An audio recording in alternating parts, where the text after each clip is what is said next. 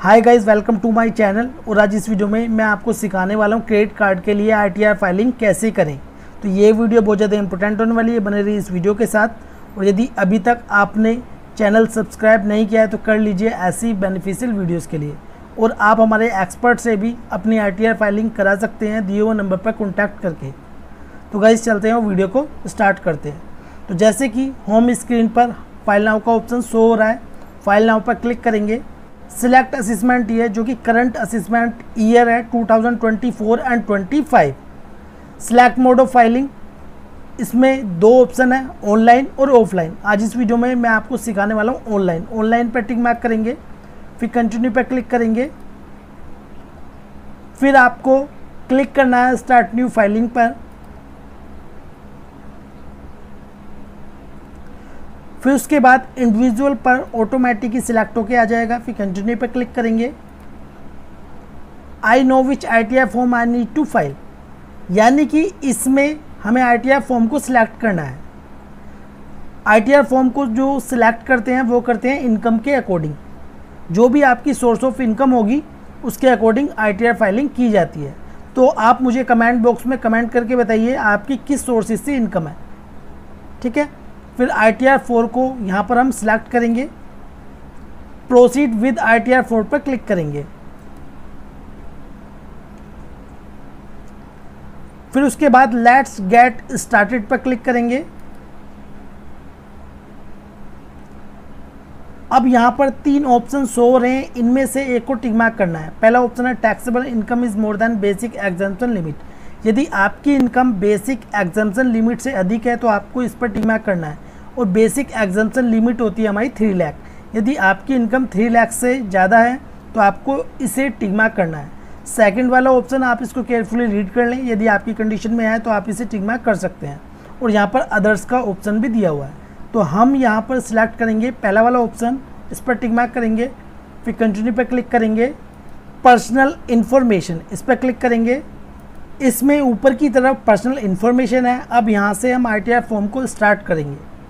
Nature of employment, यदि आपके case में आप सैलरीड एम्प्लॉई हैं तो आप यहाँ पर सिलेक्ट कर सकते हैं। जैसे कि यहाँ पर दिया हुआ है central government, state government, PSU, और यहाँ पर पेंशनर्स भी दिया हुआ है और यहाँ पर अदर्स भी दिया हुआ है। यदि आप एक प्राइवेट सेक्टर में सैलरीड एम्प्लॉई हैं या सैलरीड पर्सन है तो आपको यहाँ पर सिलेक्ट करना है अदर्स का ऑप्शन।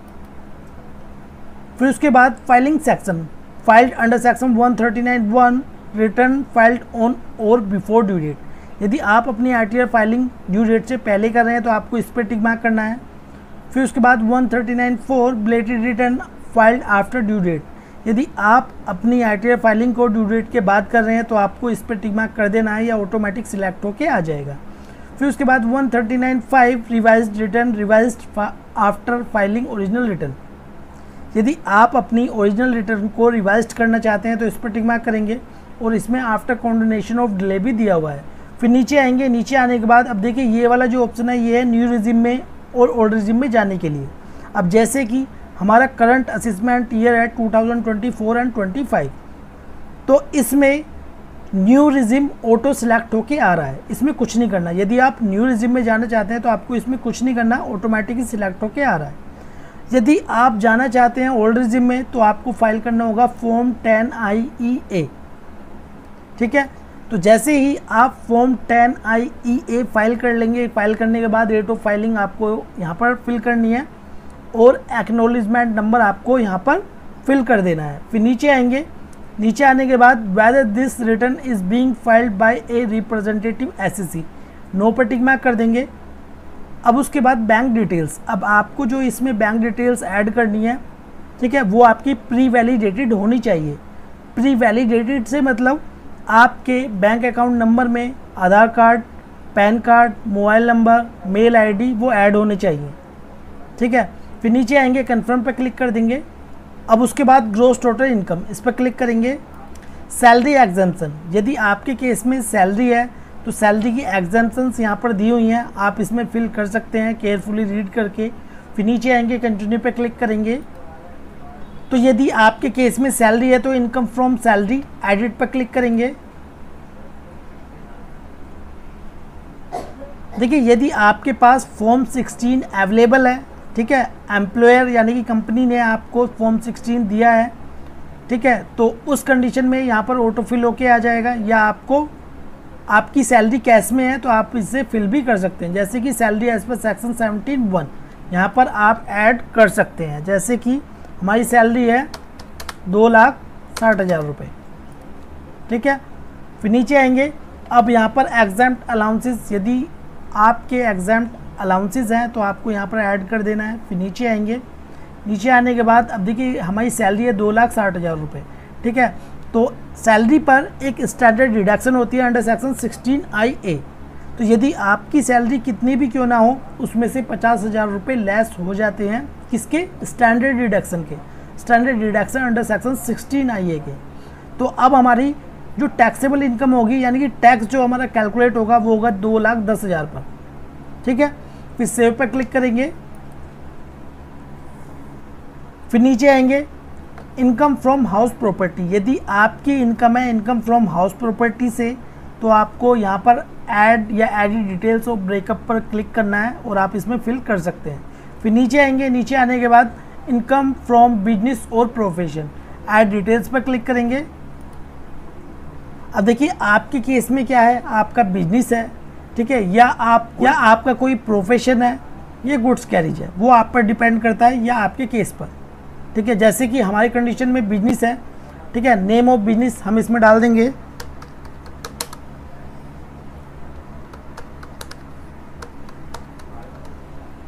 Business code. अब देखिए इसमें काफ़ी सारे बिजनेस कोड दिए हुए हैं, आप इसको केयरफुली रीड कर सकते हैं, ठीक है, और इसमें अपने अकॉर्डिंग आपको सिलेक्ट कर लेना है जो आपके लिए सूटेबल हो, ठीक है। हम इसमें ऐड कर देते हैं बिजनेस कोड, और फिर उसके बाद डिस्क्रिप्शन में आप डालना चाहें तो डाल सकते हैं, ठीक है। तो हम इसमें डाल देते हैं बिजनेस कोड। अब उसके बाद ग्रोस टर्नओवर और ग्रोस रिसिप्ट, यदि आपकी टर्नओवर या रिसिप्ट बैंक से है तो आपको यहाँ पर ऐड करना है, कैश में है तो यहाँ पर, यदि आपकी ए और बी को छोड़कर किसी अन्य में है, यानी कि बैंक से भी नहीं है कैश में भी नहीं है, तो फिर किस में आएगा? थर्ड वाले में, सी में, ठीक है। और फिर नीचे हम नेट प्रॉफिट ऐड कर देंगे, तो जैसे कि हम अपने अकॉर्डिंग इसमें डाल लेते हैं, आपको अपने अकॉर्डिंग इसमें ऐड कर देना है। फिर नीचे आएंगे, अब देखिए ये है इनकम फ्रॉम अदर सोर्सेज, यदि आपकी इनकम है इनकम फ्रॉम अदर सोर्सेज से तो आपको इसमें ऐड कर देनी है। जैसे कि हमारी इसमें डिविडेंड इनकम शो हो रही है जो कि ऑटो फिल होकर यहाँ पर आ चुकी है, ठीक है। तो हमें और इनकम फ्रॉम अदर सोर्सेज में ऐड नहीं करना, तो हम नीचे आएंगे और कन्फर्म पर क्लिक कर देंगे। फिर उसके बाद डिस्क्लोजर एंड एग्जाम्प्ट इनकम, इस पर क्लिक करेंगे। अब इसमें financial particulars of the business add details पर क्लिक करेंगे। अब देखिए इसमें partner member earn capital, secured loan, unsecured loan, advances, syndicators, other liabilities, total capital and liabilities यहाँ पर शो हो जाएगा, यानी कि ऊपर की तरफ हमें लायबिलिटीज़ ऐड करनी है, ठीक है। और नीचे है fixed assets, inventories, Sunny debtors, balance with bank, cash in hand, loan and advances, other assets और टोटल एसेट्स, ठीक है। टोटल यहाँ पर शो हो जाएगा। तो आपको अपने अकॉर्डिंग कितनी आपकी लायबिलिटीज़ है या कितनी आपकी एसेट्स है वो आपको ऐड कर देनी है, ठीक है। मैं अपने अकॉर्डिंग इसमें ऐड कर देता हूँ। अब उसके बाद information regarding turnover, gross receipt reported for GST, add details पर क्लिक करेंगे। यदि आपके पास जीएसटी नंबर है तो आपको यहाँ पर ऐड कर देना है, और जीएसटी के अकॉर्डिंग आपकी टर्नओवर या रिसिप्ट कितनी है वो आपको इसमें फिल कर देनी है। तो हमारे केस में जीएसटीएन नंबर नहीं है तो हम कैंसिल पर क्लिक कर देंगे। फिर नीचे आएंगे, नीचे आने के बाद कन्फर्म पर क्लिक करेंगे। फिर उसके बाद टोटल डिडक्शंस, इस पर क्लिक करेंगे। तो जैसे कि हम जा रहे हैं न्यू रिजिम में, और न्यू रिजिम में हम कोई भी डिडक्शन क्लेम नहीं कर सकते, इस वजह से जितनी भी हमारी डिडक्शंस थी वो हाइड हो चुकी हैं। कंटिन्यू पर क्लिक करेंगे। यदि आपका कहीं भी टीडीएस कट हुआ है तो यहाँ पर शो हो जाएगा, जैसे कि हमारा 50 रुपीज़ है, इसे कन्फर्म पर क्लिक कर देंगे। टोटल टैक्स लायबिलिटी, इस पर क्लिक करेंगे। अब जैसे कि computation of income, gross total income कितनी होगी, 6,21,340 रुपये। ठीक है, तो हमारा टैक्स कितना बना है यहाँ पर, tax payable on total income 17,134 रुपये, जो कि हमारा एडजस्ट हो गया रिबेट अंडर सेक्शन 87A में। अब हमें कोई भी टैक्स पे नहीं करना। ठीक है, तो देखिए यदि हमारा टैक्स बनता है 25,000 या 25,000 से कम, तो एक रिबेट होती है, रिबेट अंडर सेक्शन 87A, तो उसमें वो एडजस्ट हो जाता है। तो इस वजह से हमें 1 रुपया भी पे नहीं करना होता है। यदि आपका टैक्स 25,000 को क्रॉस कर जाता है, उससे अबव हो जाता है, तो उस कंडीशन में फिर यहाँ पर टैक्स हमें पे करना होगा। ठीक है, फिर नीचे आएंगे, नीचे आने के बाद कन्फर्म पर क्लिक कर देंगे, प्रोसीड पर क्लिक करेंगे,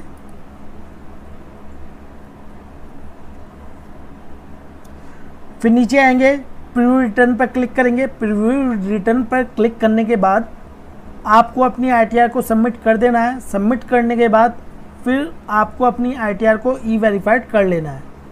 ठीक है, तो आपको इसी प्रकार ही अपनी ITR फाइलिंग करनी है यदि आप एक क्रेडिट कार्ड के लिए अपनी ITR फाइलिंग कर रहे हैं। ठीक है, तो ये वीडियो आपको कैसी लगी प्लीज़ कमेंट बॉक्स में जो बताएं। वीडियो आपको अच्छी लगी हो तो प्लीज़ लाइक कर दें और इस वीडियो को शेयर करें अपने फ्रेंड्स के साथ। वीडियो देखने के लिए धन्यवाद।